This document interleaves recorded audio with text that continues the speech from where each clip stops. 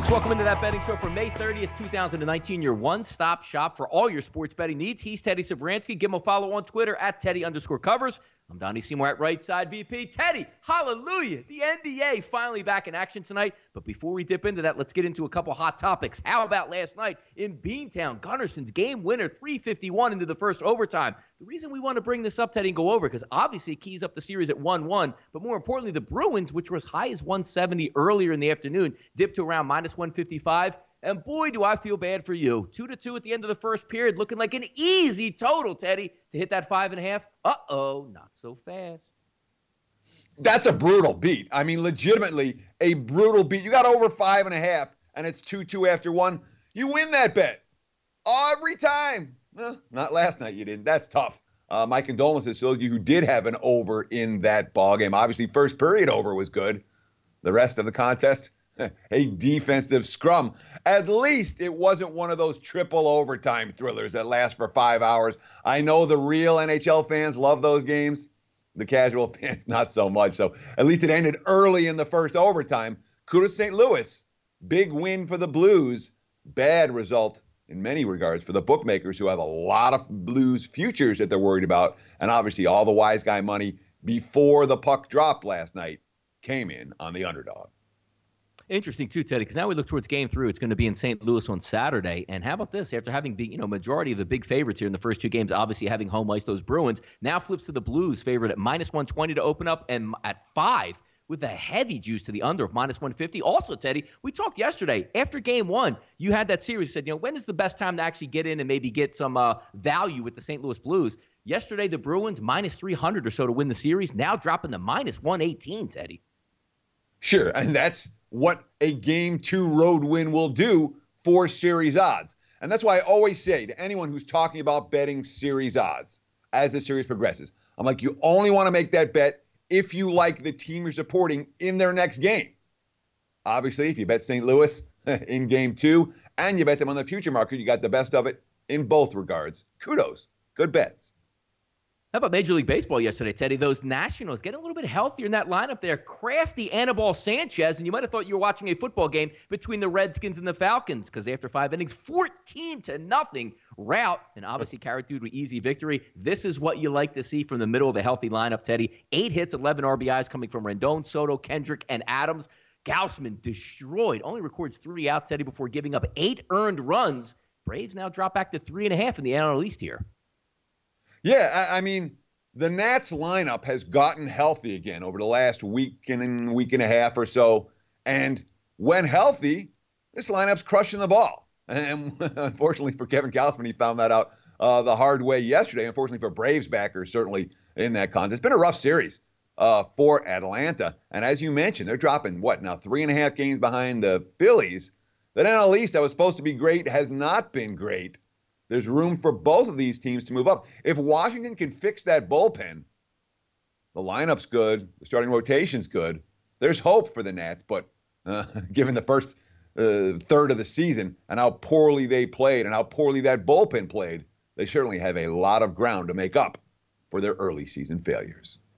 Yeah, they gave up a lot in the bullpen so far. Teddy, talk about from maybe a betting strategy here. When you take a look at the Nationals now getting healthy as we said the lineup, that 1 through 8 looks pretty good. They're getting some good starting pitching.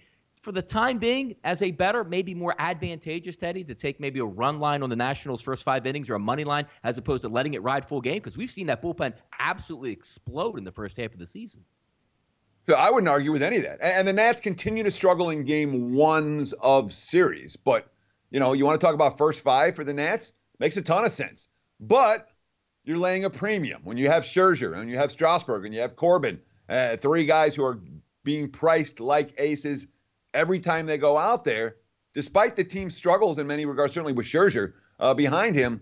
It's not like you're going to get these bargain prices to support the Nats with any of their top 3 starters on the hill.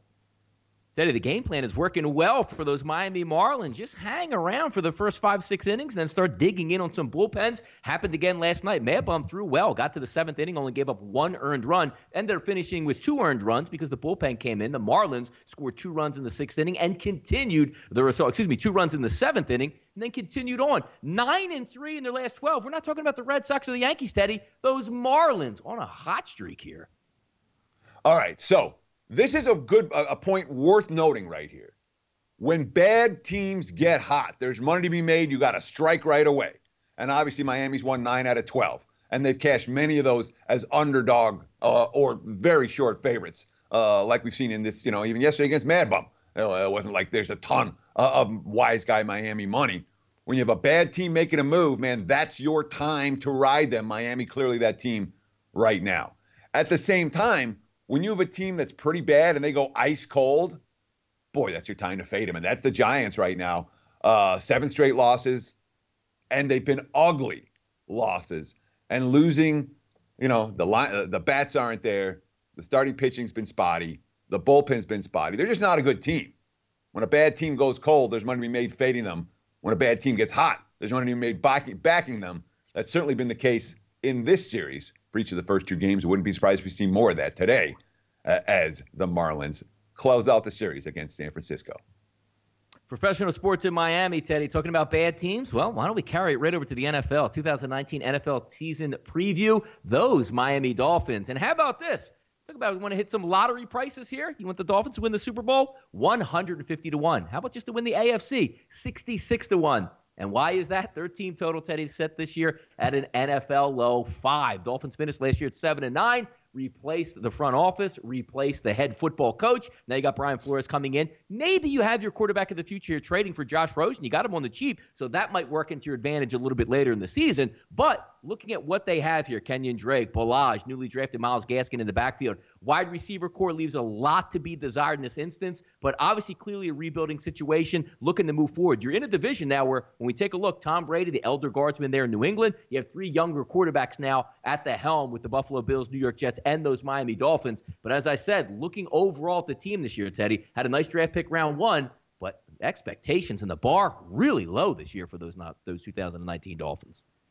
Yeah, I mean, if the Dolphins are a mediocre team, they'll make you money because the betting markets are ranking Miami among the worst, if not the worst team in the NFL going into 2019. And I don't blame them. I cashed an over bet with the Dolphins last year, over 6.5 wins. And I don't think I've ever been luckier in my entire career to cash a season win bet like I did with Miami last year. They were the wrong side in every game, and yet they won 7 of them. I mean, forget the Gronk Hail Mary pass at the end. Every win they had last year came by a touchdown or less. They stole a bunch of games. I give Adam Gase credit for that. And, of course, Gase got run out of town at the end of the season. Miami was outgained by 0.8 yards per play last year. Only Arizona and Oakland were worse. They were outrushed by 0.1 yards per rush. Their QB rating wasn't that bad. 93. Opponents had 94. They were +5 in turnovers, and they had a much easier than average schedule last year. So, positive turnover differential. There wasn't a QB rating nightmare. They had an easy schedule. And, yeah, they won 7 games, but it was lucky. This year, the schedule is much tougher based on this year's season win totals. In fact, it's one of the 4 biggest differentials in the NFL between last year's numbers and this year's numbers. And, of course, we like what Miami did in the draft. They had high draft choices. You bring in Josh Rosen. Obviously, you signed Ryan Fitzpatrick. They have a couple of guys who could be the QB. Everyone thinks they're going to go for Tua next year, which is the prevailing thought process about Miami. It's like it's not about wins in 2019. It's about, I don't know, finding some gems on the roster and beginning what looks like a significant rebuild. They didn't spend any money in free agency, basically. I mean, they really didn't. Bring in Rosen, obviously, Ryan Fitzpatrick, the big signings, Eric Rowe at cornerback. They re-signed Devontae Parker, the tight end Dwayne Allen. We're not talking about impact players in that regard. Christian Wilkins, Michael Dieter, offensive line, defensive line guys in the draft. Certainly like that. If you're building a franchise, that's where you start. But let's be real. On paper, Miami's as bad as any team in the NFL going into 2019. If they can be decent, like I said, they'll make you some money, but pretty good chances they're not going to be decent. I would be surprised to see this team get blown out on a fairly regular basis, at least early on in the campaign. Yeah, found clearly a foundation season there. What you're looking at is maybe you can get some quarterback play, restock in the draft, maybe re-ammo up next year in the free agency market. We'll see what happens to those Dolphins. We'll keep it moving tomorrow with another AFC East team. Let's go to some overnight line movers here. SBRodds.com, the single best place on the internet to check those line movements 24/7. Got one going here today, Teddy. Road team. How about those Brewers backers showing up here early on Thursday? Milwaukee opens up around -115, now sits around -128. Pittsburgh with a win over the Reds, now flying back to Pittsburgh for this one. It's going to be Anderson and Musgrove on the mound today. Yeah, I mean, the Pirates stink right now. They've lost 7 of their last 10, and the losses have really been getting away from them. They've been outscored 61-21 in those 7 ball games. They're fighting fatigue. They just played 4 games in less than 54 hours in Cincinnati before returning home, whereas the Brewers are not in that situation. And Musgrave, a guy who the markets are showing concerns about. He had a couple of real strong starts at the beginning of middle of May, but last time out, 6 runs, 10 hits allowed, only 1 strikeout against L.A. Quote, ultimately, my stuff was just up in the zone. Early in the game, you kind of saw the results I can get when I throw my stuff down. A lot of weak contact and a lot of stuff coming back to me, staying in the infield. As the game went on, my stuff started to elevate.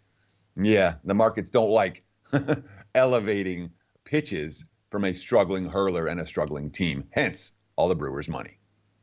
Kansas City getting a little bit of movement here. The Rangers line dropping early Thursday. We saw a 30-cent line move. We're checking out SBRodds.com. Open up around 170, 175, dipped into the 140s, but now we're seeing, Teddy, a little bit of a rebound here with some offshore markets at 153, 155. So that is coming back. Total of 10, obviously, in that ballpark. It is a hitting ballpark. Junis versus Minor.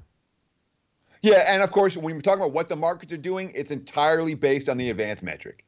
Junis has a 319 BABIP, batting average on balls in play, which is the statistical outlier. That number is supposed to go down a little bit. His xFIP is a full run lower than his ERA. Minor's got a 2.55 ERA, but his xFIP is over 4, a run and a half higher than his ERA. So the one guy's got his xFIP much lower than his ERA. The other guy's xFIP much higher than his ERA. The markets don't care that Texas is in good form, that they won 10 of their last 14. That Chris Woodward saying, we feel like we should win. We just keep fighting. That's a great thing that your ball club resembles that kind of fight. No quit, day game after a night game after yesterday's win. Markets don't care about any of that. All they care about is the advanced metric stats that say Junis is better than his numbers show and Minor is worse, hence the Kansas City money. There you go. Professor Teddy right there, taking you through a little bit of analytical analysis there we like to see on that betting show. Let's take a look at another line move here. This time it's a total, Teddy. A little bit later tonight in Los Angeles, offshore markets open around 7.5 for the Dodgers game. Now sitting at 8.5 at most outlets with Vargas and Ryu. Yeah, I mean, the markets have hated Vargas all year. He's got a 5.22 ERA. His xFIP is closer to 6. They're going to fade Vargas. They've been fading Vargas, and this is the way they're doing it today, betting the total. And of course, Ryu was very hittable last time out at Pittsburgh. He had 4 consecutive dominant starts, but we're also talking about a guy that has a .65 ERA. His xFIP is closer to 3, so more than a run higher. We saw 17 runs last night, including 7 home runs, 10 runs on Tuesday. 7 of the last 8 meetings have flown over. No, I'm not shocked we've seen over money for the Mets and the Dodgers tonight. Watch what you bet, Teddy. Finally, as we said, Game 1 is going to kick off tonight in Toronto. Let's take a look at the setup here. Raptors favored by 1.5, so even gaining even a little bit more momentum. It'll be interesting to see, Teddy, where this game line ends up closer to tip. Total of 213.5. That has also come down a little bit. Money line split plus 107, minus 127. It's going to take place tonight at 9 p.m. on ABC. Some interesting information coming out as we see the Warriors minus 305, Teddy, to win the series, but yet underdogs, as we said in Game 1. Durant is listed as out for Game 1 and also doubtful for Game 2. But we did have an update here just a few moments ago, Teddy. DeMarcus Cousins now listed as active and ready to go tonight. Raptors plus 235 to win the series. Anunoby is actually upgraded to questionable. He has missed the entire playoff run. Should be fun to watch. We haven't had basketball in a while. I'm looking forward to the game tonight, Teddy. What's it look like? Yeah, me too. It's been an endless layoff, but I mean, that's the way the NBA playoffs works. And certainly when it comes to TV schedules and all of that, they have to plan this stuff out well ahead of time. So you can't just say, all right, conference finals ended, let's start the finals tomorrow. Just doesn't work that way. All that being said, this is a fascinating game. It really is. And when you look at the history, the home teams do pretty darn well in Game 1. Go back to the 90s. Go back to the Bulls and the Sonics back in 1996. Home teams 20-3 straight up, 16-7 against the spread in Game 1 of the finals. They've been pretty darn good in this role. The last road team to win a Game 1, well, that was Kawhi Leonard and the Spurs doing it in Miami. I believe it was 2013 or 2014. It's been a while since the road team won the Game 1.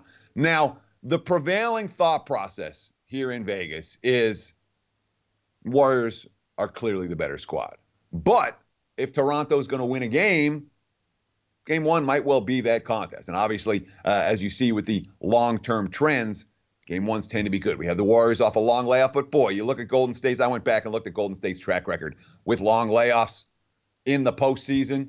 I went back this entire championship run, and it's been a non-factor. If the Warriors are going to lose tonight, I don't think the layoff is what is going to be the issue. The issue might well be the matchups. And it's a Raptors team that, they've had their share of game one problems in the postseason in years past. This year, they started out with a game one loss. Since then, looked pretty good in game one. And the home court's been very strong for Toronto. They lost a game one against Orlando in the first round. They lost game two against Philly in the second round. That's it. Every other game has been a win and cover for the Raptors in this building. We know the class of Golden State. And I firmly believe that, I've had friends telling me, wise guys talking to me here in Vegas saying, oh, the Raptors are live to win. I think the Raptors are live to give them a series. I'm not convinced the Raptors are live to win the series. Can fully understand why Golden State is $3 chalk, even though game one, not going to be an easy task for the Warriors. Don't be surprised if Toronto makes the series the series is a lot more interesting if the Raptors win game one than if the Warriors win game one. I wouldn't be shocked if Toronto makes it an interesting series from the get-go. Yep, they'll get it on tonight, 9 p.m. Eastern time, as we said. Teddy, two teams are going to play tonight. One team is 37-17, the other is 34-19. And no, it's not the Yankees versus the Astros. It's the Twins and the Rays as the first-place Twins head down to the Trop. The Rays favored -140 with a total of 8, 7 o'clock first pitch. So maybe this game gets in before we can enjoy that NBA Finals game. Yeah, maybe. The Rays coming off extra innings yesterday. The Twins had the day off. So from a freshness factor, advantage Minnesota. Boy, I like Martin Perez. He doesn't have a good track record against Tampa. 0-3 with a 6.57 ERA. Faced him twice last year, got lit up in those starts. But he looks like a different pitcher this year. 7 runs allowed his last 6 starts. And you talked about those ridiculous records. That's 7 runs allowed his last 6 starts. You talk about that ridiculous record for Minnesota. Remember, Minnesota hasn't been priced like an elite team for extended stretches, and that goes into this game as well. All that being said, Charlie Morton's money, man, last 18 starts, he hasn't lost.